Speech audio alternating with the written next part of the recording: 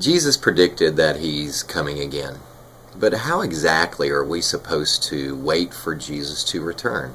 Did you know that Jesus tells us that? In Matthew chapter 24, Jesus says this. He says, "Therefore, keep watch, since you do not know what day your Lord is returning." The term there, to keep watch, is a military term. The idea is like you have a guard who's been placed on guard duty, and he's to be alert, he's to look around. If there's an intruder, he's supposed to inform people.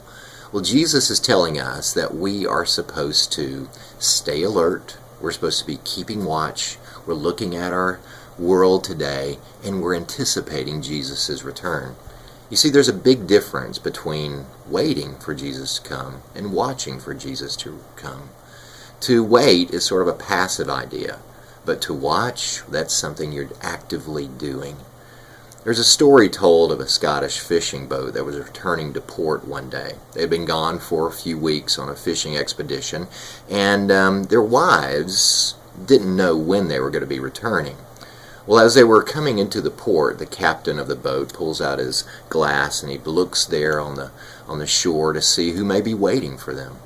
And he says, "Tom, your wife Sally is there. And Larry, hey, Mary is there waiting for you. And there is Elizabeth waiting for you, Jimmy." And then he sees his own wife and says, "Well, my wife is there as well."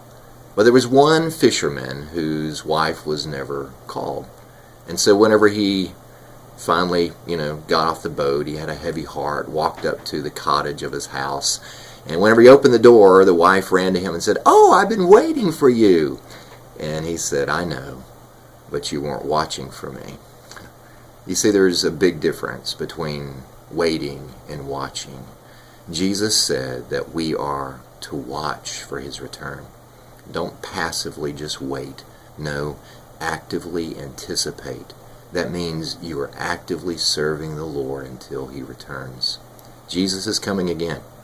Are you watching for him to return?